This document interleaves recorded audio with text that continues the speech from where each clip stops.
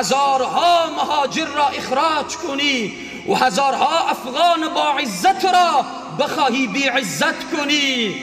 این رسم جوانمردی نبوده، این جوانمردی نیست، این قهرمانی نیست. این که تو قدرت خود را به ما نشان بدهی این قدرت نمایی هم نیست.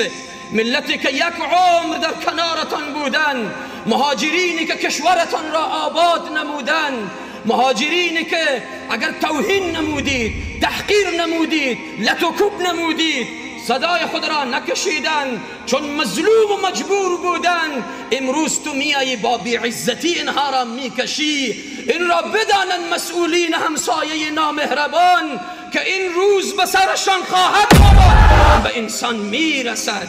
این کره زمین گرد است، به هر طرفی که بچرخی پس میایی به جای اول خود. افغان ها از